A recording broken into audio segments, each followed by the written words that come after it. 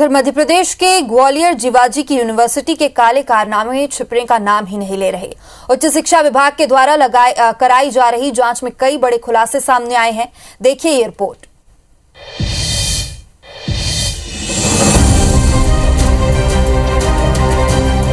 तस्वीरों में दिख रही ये बिल्डिंग हमेशा सुर्खियों में रहने वाली ग्वालियर की जीवाजी यूनिवर्सिटी की है।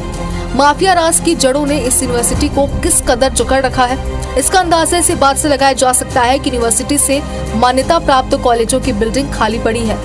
जैसे ही इस बात की भनक जिला प्रशासन को लगी, वैसे ही इन कॉलेजों की जांच के लिए 8 टीमों का गठन किया गया, जिसके बाद जांच टीम ने 137 में से 37 कॉलेजों की जाँच की। इस पड़ताल में जो खुलासे हुए वो हर किसी को चौंकाने के लिए काफी थे।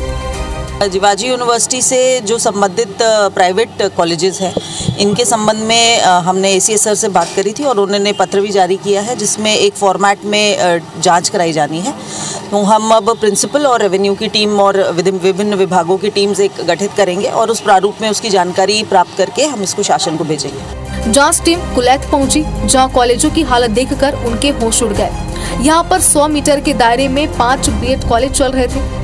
यह सभी कॉलेज अलग अलग संचालकों के बताए जा रहे हैं। कॉलेज तक पहुंचने के लिए ठीक ठाक सड़क तक नहीं थी। जांच टीम फिर फिरदौस कॉलेज ऑफ एजुकेशन में पहुंची तो उसने पाया कि इस कॉलेज की बिल्डिंग में किसी भी कमरे में फर्नीचर नहीं था।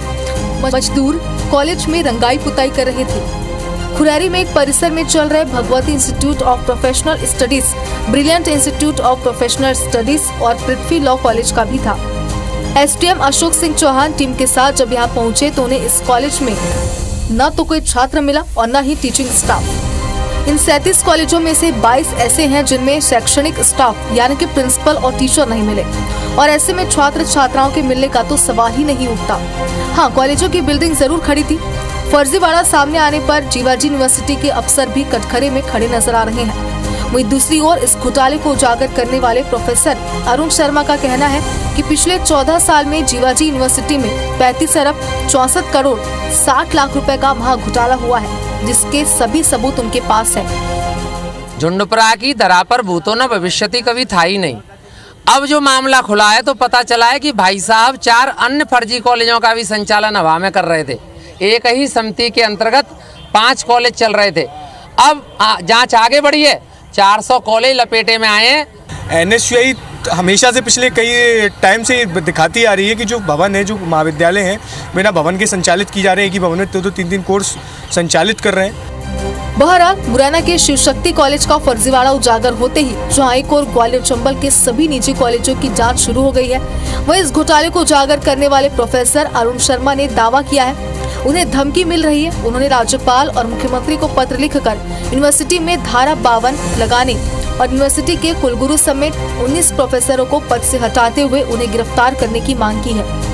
कॉलेज संचालक रघुराज सिंह जादौन द्वारा 19 सितंबर को रात को 9:03 पर मुझे जान से मारने की, मिट्टी में मिला देने की धमकी दी गई। खुलासे के बाद शिक्षा विभाग में हड़कंप मच गया है। अब देखना है कि फर्जीवाड़े का खुलासा होने के बाद सरकार इसके जिम्मेदारों पर क्या एक्शन लेती है। नासिर गौरी, IBC 24 ग्वालियर।